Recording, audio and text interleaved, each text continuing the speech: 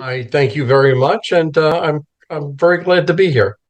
Great. So tell us a little bit, who is Michael Forman? Well, I started, I'd say 30, 40 years ago as an Air Force vet. I'm a veteran of Desert Storm. I then went out on my own. I owned pizzerias, restaurants, graphic design studios. I went to work for a mortgage company and a law firm as a sales director. So I've been around the block a little bit, and that's where I've learned all the different variations of networking and communications. Okay. You talk about having a clear vision goals on when you do networking. Talk to us about that. Well, everybody should have a goal when they're networking, okay? But their goals, they don't always get to the goals the same way. So, for instance, when you are going to a networking event, and you walk into this grand room and there's 300 people, 400 people, and there's tables and booths and everything else. You have to have a plan before you can't just go willy-nilly, right? So, for instance, when you're walking up to a table, four or five people, and you have to listen. You have to listen what the conversation is. Most people just go in there and start talking, handing out business cards, start talking, and that's the absolute worst way of doing it. Okay? You have to walk up and you have to listen. If it's a conversation that you like, that you feel you can be a part of, then say something. Okay? But if not, politely bow out, go to the next table. Okay? So the first thing you have to do is listen and then just wait for that. Okay? So that's the first mistake that most people make. So what are the, you mentioned a few of them, a few mistakes. What are some do's and don'ts, other things that people should be aware about? Okay. Well, as I said, the first thing you should do is listen. Don't talk. Okay. Then after you, because you're really trying to, once you put your 2 cents in, you're trying to get a response from somebody, anybody. And let's say two of the people respond to you. Your first do again is to listen and have them talk. The don't is for you to start talking automatically. Okay, so your do is to listen to them talk and see what they are all about because you have the 5 minutes, let's say, and then you try to pick something that is non business related. Don't just immediately step into business. Okay, so because people don't want to just talk all business, they're not all business. So see what they like. Mother, father, sister, brother, daughter, son, anything like that. People love to talk about themselves. Okay, so let them talk about themselves. Another thing is before you introduce yourself, you should say something to them like, you know what? I like you. I like what you do for a living, and I like how you do it. How can I be the best referral source for you? So your first instinct is to give, not receive. Okay. And that will set the tone for the rest of the conference. Is that some of the strategies that you use when you do networking? Every time, every time. And it is very, very effective. So when you ask them, when they're talking about themselves, you're asking how you can be a good referral. If you've done your job correctly, then they will turn around and ask you, well, what do you do for a living? Okay, let's exchange business cards. And that's an important part because I didn't just walk up to the table and hand out my business cards. You should always treat your business cards like they're money. Only hand them out to the people that you want to hand them out to. Now, on the back of the business card, his business card, you write down the date, the name of the affair, and I didn't get into this, but when you're building up the rapport, it's something called FORM, FORM, family, occupation, recreation, and a message that you can get to the same level as them. but something that you spoke about. So you have that business card, you have his business address on the front, the date, the name of the function, and something you spoke about. And you're going to keep that because that is all part of the follow up, which I believe is almost more important than the initial contact. Have you made mistakes in your process? 1,000 mistakes. I've made 1,000 mistakes. I've over 30 years of networking. I made a ton of mistakes. Okay. And they're only a mistake if I haven't corrected it or made it better. So I've taken all the mistakes I've made. I've seen what I've done and I've turned them around and I said, okay, I'm going to do this better, or I'm going to change this, or I'll do it this way instead of that way. And honestly, I'm constantly learning because networking and communications, it's almost the same thing. You can do it in business, but you can do it in your personal life as well. If you're a good person, if you want to be kind, it translates to both business and personal. So what are some mistakes that you made? Well, the mistakes I made. Okay, so the first thing I did when I said when you walk up to the table and you don't start talking, that was my first mistake. I started talking. I figured, well, if I can control the table, then I'm going to be in the forefront of everybody's mind. But it doesn't work that way because if you go in there, you either interrupt or say something not with the conversation, then you're really leaving yourself out of the conversation. Okay, so that's the first thing I had to do. The second thing I learned, and my biggest mistake was when I wasn't listening. I was trying to figure out what I wanted to say to that person instead of really listening to them. Okay, so I learned to listen to what they're saying. And here's the most important part, the biggest part that you can, if you take away anything about this listening at a table, is the pause that comes in after the listening. So, what I mean by that is when let's say, I'm asking you what you do for a living. Now, I'm not thinking about the next thing that I'm going to ask you. I'm listening to what you're saying.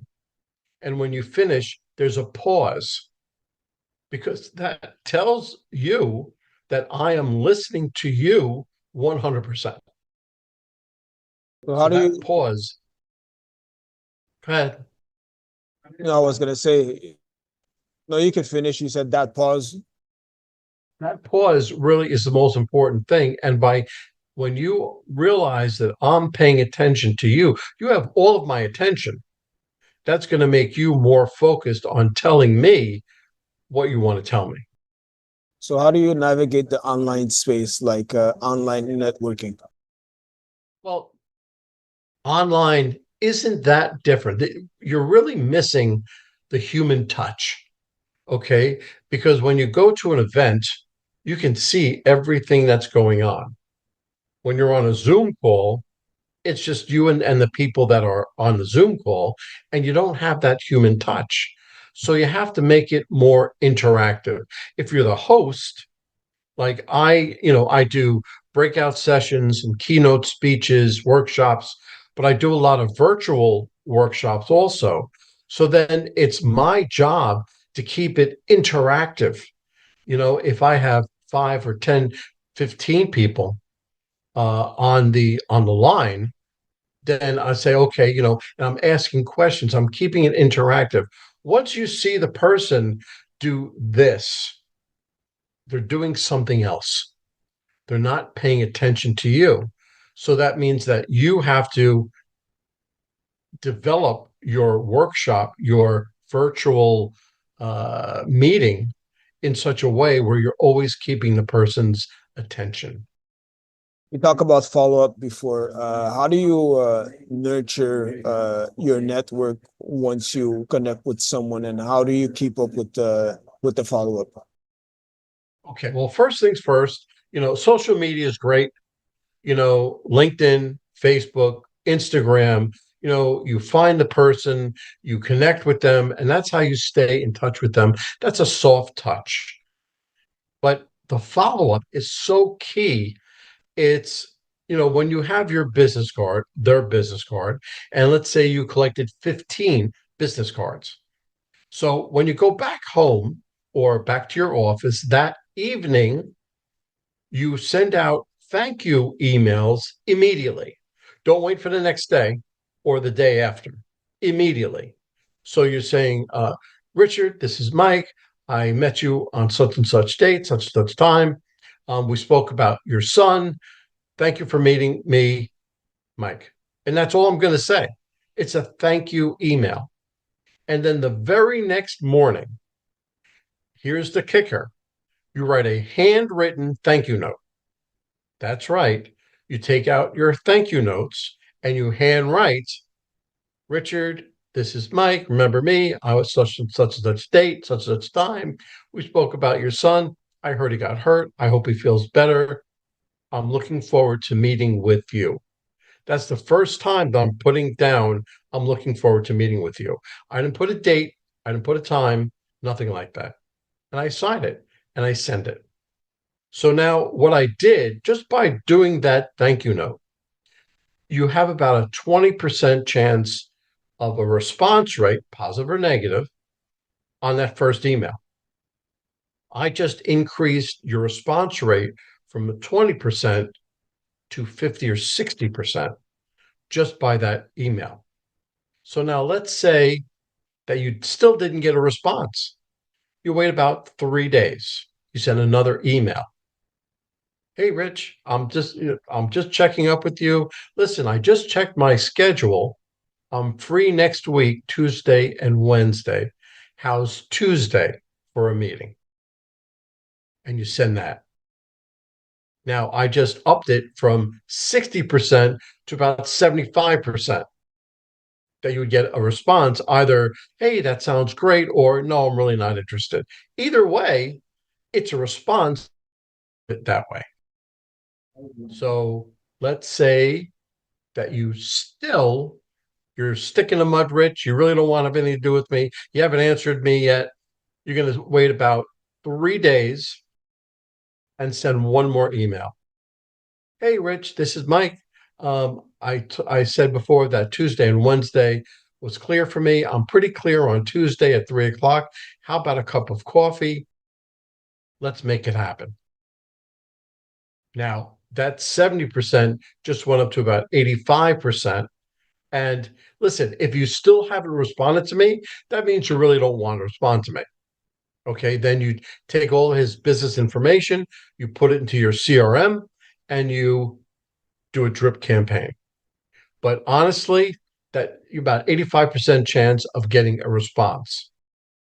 You talk about CRM. So let's say someone has a big network. How would they keep up like properly like with their network? Well, if you are using a CRM, customer relationship management software, if you are using it, then you're putting it in and you're putting it in like once a month, once every other month, just putting in a drip campaign. You have your templates set up, your email templates, and you just are constantly uh, speaking to them, letting them know that you're there. These are your services that you offer, and they go into it. Then you've contacted them on LinkedIn, Facebook, Instagram, so you're watching for them. And if you see that they've done something or they're proposing something or something else, then use that in response to them. Hey, I just saw that you uh, just opened up a brand new facility. That sounds great. Good luck. And send it on LinkedIn. So there's a lot of ways for that follow up. What if someone is introverted? Something that has become the most crucial question I've had in about the last month, introverts versus extroverts. Now, everything I've been talking about is an extrovert. I always suggest you go alone to these networking events because that gives you more opportunity. You don't have to share the opportunity with anybody. But if you're an introvert, now I said I was an Air Force person, so I'm going to make an Air Force, it's going to associate with that. Um, you're going to have to find an introvert is somebody, let's say, who's doing sales or support sales on the phone, one-to-one meetings. They're really not that bad. But you put them into a room, oh my goodness, it's incredible. They don't know what to do. So you bring in a wingman. Your wingman could be a sister, brother, or coworker, or somebody that knows you very well, knows what you do very well. Now, what you do with them is when you go to a networking event, you stay with that wingman and you do the same things. You listen for the conversation. If it's a conversation you want to go into, then your wingman will say, you know something, that's great. As a matter of fact, Mike here knows a lot about that. Mike, why don't you tell us that? And I'll begin to talk. So it's more like an introduction and it's less scary for them.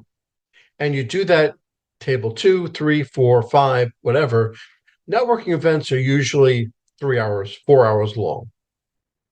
I'm not saying that an introvert will all miraculously become an extrovert, but the introvert by the second, third, even fourth time will become so used to it that they may want to try something on their own.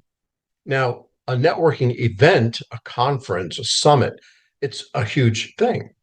But like a chamber of commerce, a meeting, an after hours meeting, that's a much smaller networking event. And people generally know one another. I would start out there. And there's a whole separate thing you can do for the introverts that come into a chamber of commerce after hours meeting because all those people generally it's the same people that go to those after hours events. But if you don't mind, I'm going to just go off the rails a little bit. I call this being the host, not the guest. So if you're in one of those small meetings and you see somebody come in and they immediately go off to a wall by themselves, really trying to figure out what's going on, take it upon yourself to walk up to them and explain to them. Say, hey, how you doing? I'm Mike. I do this. I'm part of the chamber.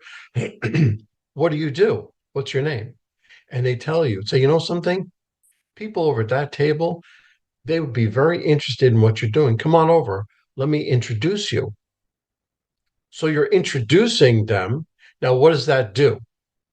It it highlights you because you introduce them and it puts you on a whole new level.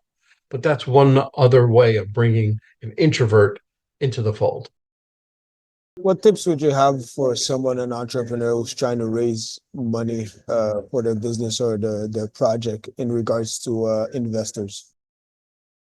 Well, that goes off into another realm, so to speak, because then you're not networking for business, you're networking to get money. Okay, so it's a different type of networking.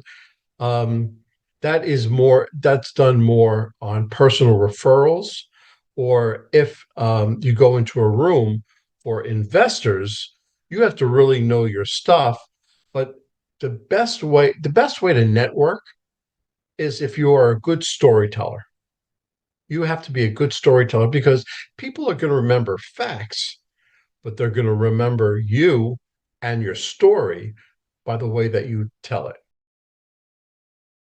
Uh, Last words in regards to everything we talked about? No, the only thing is the importance of the follow up. People forgot how to follow up. They have all this information. They follow up with an email once in a week, twice in 2 weeks, and by that time you're already forgotten. So if you do the my follow up by that night, the next morning, 3 days, another 2 days, then another 2 days after that, the follow up is so key that it's you should never forget about it. So yeah, and during the follow up, please don't forget the thank you notes, the handwritten thank you notes, because that will set you apart from everybody else. Now, all of this you see in my book, Networking Unleashed, it's all written in that. You can get hold of me through my website, michaelaforman.com. You can get all this information from those two areas. So you mentioned the book. Talk to us about the book. The book Networking Unleashed, it's really takes you step by step from the beginning. I've one or two stories in there, and it takes you right from the beginning when you first meet somebody, all the way through the follow up. And on the website, I have an abridged version of the book as a PDF, and you can just download it. If you want to buy the book, you can buy it through Amazon, but you can just download the PDF and you can start with that. And the only way to start your networking is to put it on your calendar. There's a ton of networking events. People want to talk with people, and just put it on your calendar every other week. Go to a networking event. Where can people find you on social or on the internet? Well, you can find me on LinkedIn, Facebook, Instagram, um, Michael A. Forman. You can my website. I have a contact form on the bottom. It has various my talks that I do because I when I do the breakout sessions, keynote speeches, it's all there. When I'm on a podcast, you'll see the many podcasts that I was on. All these different things, you can just find it all through my website.